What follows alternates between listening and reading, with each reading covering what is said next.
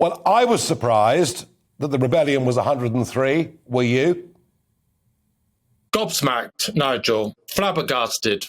Stunned. This is a rebellion way beyond my expectations. As someone who's sceptical about the measures being introduced, I'm encouraged.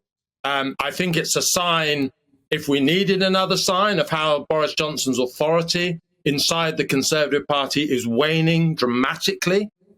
And a little bit perhaps contrary to what you've just been discussing with Darren, I think it makes further measures much less likely. I think if Boris Johnson was now to introduce further restrictions on our liberty, if the Conservative Party in Parliament is willing to rebel on this scale for the measures already announced, the black eye he would get from them for further measures would be enormous. So unless we see very significant changes in the transmission data now for the virus, I think we probably won't see any toughening of the COVID restrictions that we're already living under. Yeah, I mean, I kind of thought maybe this Saturday we got a statement, a Plan C statement at 6 p.m. this Saturday. And yes, as you say, if they were to recall the House on Monday, it wouldn't be 103 rebels. There'd be a few more dozen perhaps added onto that. I was making the point, Tim, that if you take the payroll out of the number of MPs, I mean, this is a stunning level of rebellion. And they really have done their damnedest over the last 48 hours to win people around.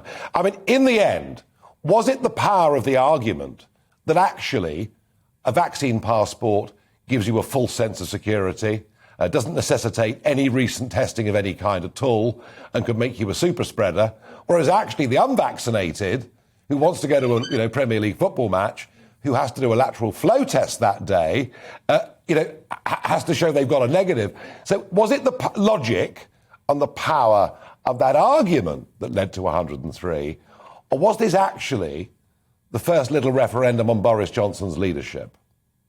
I think it's probably all of those things both of those things all wrapped together, Nigel. I think a lot of Tory MPs, I've been sort of speaking to MPs over the last few days, just trying to gauge where they're coming from.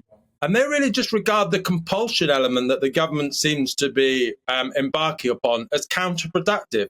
They've talked to their constituents, those people who are vaccine sceptical.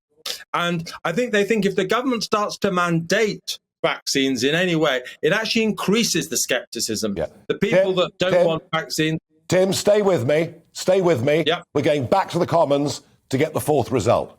Ayes to the right, 385. The noes to the left, 100. So the ayes have it, the ayes have it. Unlock. OK, so that was mandatory vaccines for NHS staff. 385 in favour of NHS staff having to be vaccinated, but there were 100 against. Don't know what the breakdown of that is yet, as the point was made by Darren a few moments ago with the previous vote. 126 opposed vaccine passports, of which 103 were Conservatives. But whichever way we cut this, this is still at least 80 plus Conservative members of Parliament that have said no to mandatory vaccinations for NHS staff. Tim Montgomerie, are you still there with me? I'm still here, yeah, still here. Tim, did you pick up those numbers? I did, yeah. Not quite as big as the third vote, rebellion we saw in the third vote, but still way beyond what we were expecting at the weekend. The Sunday papers, the Sunday blogs were talking about rebellions of 50 to 70. It looks like it's well north of that.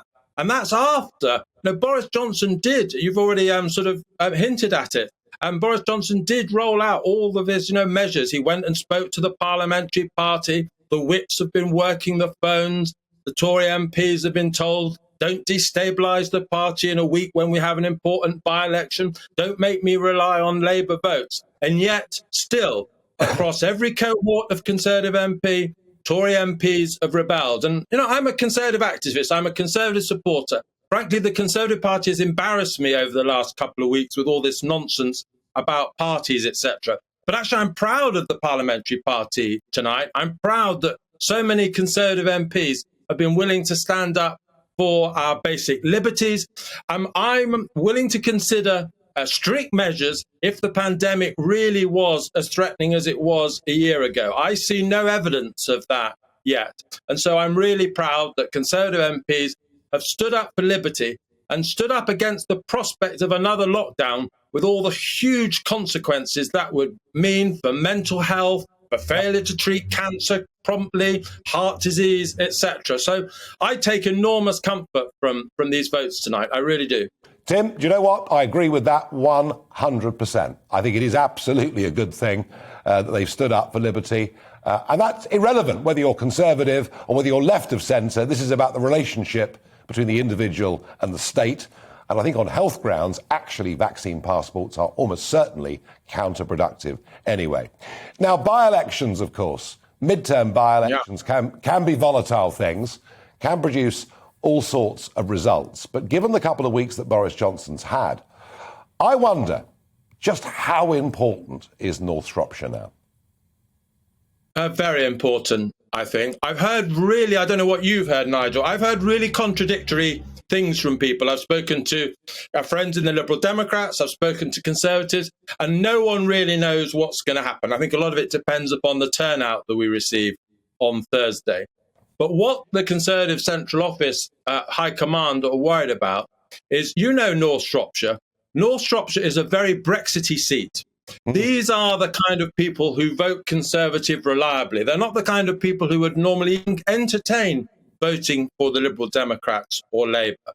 If the Conservatives do really poorly in the vote on Thursday, and that means not even losing, just having a big swing against them, that, I think, will put the fear of God into Conservative MPs, because Conservative MPs will think, if a constituency like this, that back leaving the European Union so soundly, are willing to entertain voting for the opposition, what will happen in my own backyard? Yeah. And that, I'm afraid, is the basic sort of underlying fragility of the Prime Minister's position at the moment.